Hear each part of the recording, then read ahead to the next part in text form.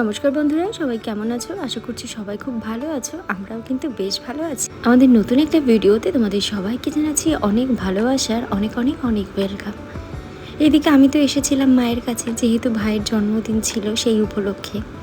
তারপর আবার বাড়ি গিয়েছি ঠিকই, কিন্তু কেন জানি না মনটা সেদিন মায়ের কাছে আসার জন্য এত আকুপাকু করছিল যে হঠাৎ করে সকালবেলা প্ল্যান ছাড়াই চলে এলাম মায়ের কাছে। ছিলাম 2-3 দিন মতন। যেদিন চলে আসবো সেদিন মা রান্না করছে মাংস। আর যেহেতু আমি মাছটা খুব একটা পছন্দ করি না, সেই জন্য মা বরাবরই আমি যেদিন বাড়ি আসবো সেদিনই মাংস রান্না করে।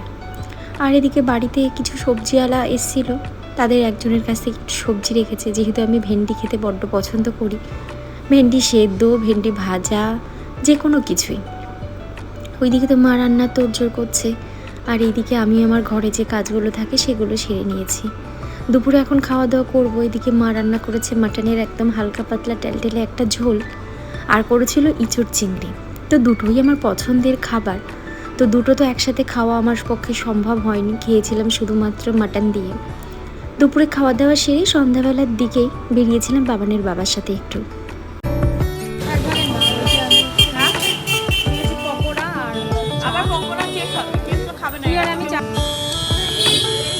যেহেতু সেকেন্ড মে ছিল আমাদের অ্যানিভার্সারি, আর সেদিন তো পড়েছিল এবার শনিবার।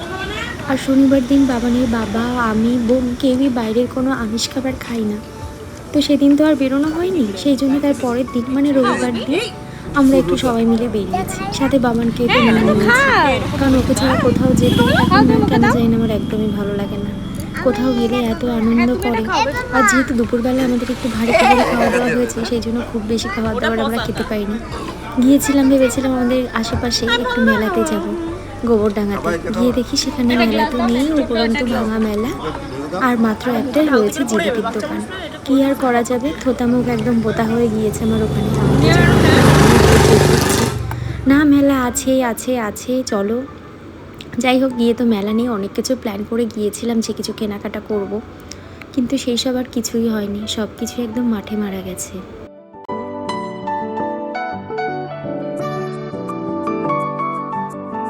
আর সেদিনই রাত্রেবেলা বাড়ি চলে এসেছিলাম বাবানের বাবার সাথে।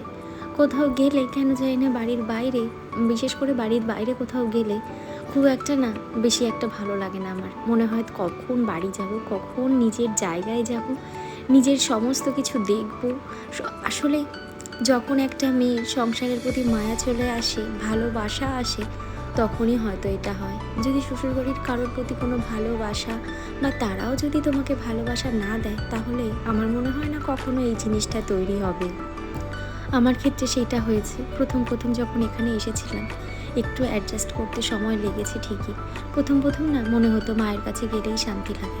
এখন মায়ের কাছে গেলেই উপরন্তু আমার এই জিনিসটা মনে হয়, বাড়ি গেলেই মনে হয় শান্তি লাগে। কখন বাড়ি যাব, সংসারটার অবস্থা কী হয়েছে, ঘর অগোছালো আছে, রান্নাঘরের কী অবস্থা। যদিও আমি বাড়ি না থাকলে আমার শাশুড়ি মা কিন্তু যথেষ্ট পরিষ্কার করে রাখে, এমনিতেও আমি থাকলেও করে, কিন্তু মনটা মনে হয় এখানেই ফেলে রেখে যাই, জানো তো। আর ওদিকে তো বললাম রাত্রেবেলায় চলে এসেছিলাম, এটা হলো তার পরের দিনের ভিডিও, মানে সোমবারের দিন। তো এইদিকে সকালবেলার দিকে চা খাওয়া দাওয়া হয়ে গেছে। সকালে সবার জন্য করেছিলাম ভাত ডাল, সেগুলোও হয়ে গেছে। সকালে সেদিন এতটাই ব্যস্ততার মধ্যে ছিলাম যে সকালবেলার থেকে কোনো কাজের ক্লিপগুলো নেওয়াই আমার হয়নি। আসলে যেহেতু আমি দৈনন্দিন জীবনে যা যা করি সেগুলোই তোমার সাথে শেয়ার করি, তোমাদের সাথে শেয়ার করি, সেই জন্য আমি সকালবেলা থেকে যে কাজগুলো করে থাকি সেগুলোই চেষ্টা করি সবসময়ের জন্য দেখানোর। যারা ডেলি ভ্লগ করে তাদেরকে নিয়ে জানো তো অনেকেই ভীষণভাবে বিদ্রূপ করে যে সারাদিনের ওই কাজ তাও নাকি আবার ভিডিওর মাধ্যমে দেখাতে হয়। আচ্ছা, আমাকে একটা কথা বলো তো, এই তোমরা যারা এরকম মনে করো, তারা কি বাড়ির কাজ করো না? আর বাড়ির কাজ এই যে করা, এটা কি কোনো কাজ নয়? আমি তো এটাই বুঝে পারলাম না। তোমরা যদি কোনো ট্রাভেল ব্লগ করো, কোথাও ঘুরতে যাচ্ছ, সেই সব দেখাতে পারো, তাহলে আমরা যারা বাড়িতে হাউসওয়াইফ আছি, তারা যারা এরকম বাড়ির কাজকর্মগুলো তোমাদের সাথে ছোটোখাটো ক্লিপ নিয়ে একটু শেয়ার করি, আমার তো মনে হয় না বাবু এটাতে খারাপ কিছু আছে। অনেকেই এই জিনিসটা ভীষণভাবে ব্যঙ্গ করে দেখে, সেই জন্যই আমি বলছি। এমনকি আমার ফেসবুক থেকে আমাকে একজন বলেছিল, আচ্ছা তুমি এই ঘর গোছাচ্ছ, রান্না করছো, এইসব আবার ভিডিওর মাধ্যমে ছাড়ো কেন? তো তাকে না সেরকমভাবে কিছু বলার আমার ইচ্ছা হয়নি। আসলে মনে মনে তখন হেসেছিলাম। আচ্ছা, তোমার বাড়িতে তোমার মা বাবা কি কোনো কাজ করে না, নাকি তোমরা ঘুরতে যাচ্ছ সেটাই শুধুমাত্র একমাত্র ভিডিওতে দেখানো যায়, আমরা যারা বাড়িতে কাজ করি দেখা যায় না। আসলে প্রত্যেকের কাজকেই কাজের মতন করে দেখতে হয়। যে মেয়েটা আমাকে কথাটা বলেছিল আমি শুধু তার কথাটাই ভাবছি। তার মা কি বাড়িতে তার জন্য রান্না করে না? ঠিকই করে, কিন্তু সে তার মায়ের রান্নার মাধুর্যটা বা মাকে হয়তো সম্মানটা দিতে পারে না। সেই জন্যই হয়তো কারোর বাড়ির কাজ দেখলে সে এরকম মন্তব্য করতে পারে। যাই হোক, আমি একটাই কথা বলবো, আমার ডেলি ব্লগগুলো দেখতে বেশি ভালো লাগে, আর সেই জন্য আমি ডেলি ব্লগই করে থাকি।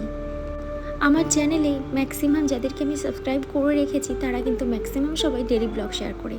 আর সত্যি কথা বলতে প্রতিদিনের দৈনন্দিন জীবনে রান্না বান্না কাজকর্ম কী করছে সেটা তো দেখা যায়ই, প্লাস অনেক কিছু শেখাও যায়, জানো তো। ধরো আমি একটা রান্না পারি না, সেটা আমি অন্য কারো ডেলি ব্লগ দেখছি, হঠাৎ করে সেই রান্নাটা চোখে এলো, বা এমন কোনো কাজ করছি যেটা তার ব্লগের থেকে মাধ্যমে শিখতে পারলাম। ডেলি ব্লগের মধ্যেও অনেক কিছু শেখার আছে, অনেক কিছু জানার আছে, অনেক কিছু বোঝারও আছে, কিন্তু যারা বুঝবে না তাদেরকে কখনোই বোঝানো সম্ভব নয়।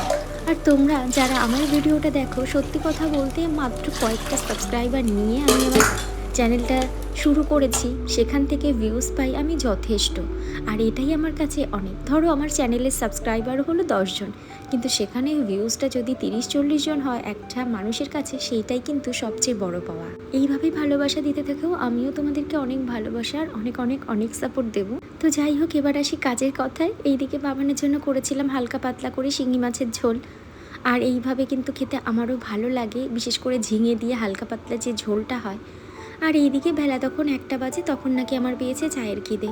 চা জিনিসটা জানো তো আবার একা একা খেলে না একদমই জমে না, সেই জন্য শ্বশুরমশাই শাশুড়ি মা দুজনকেই টেনে নিয়ে আমার সাথে।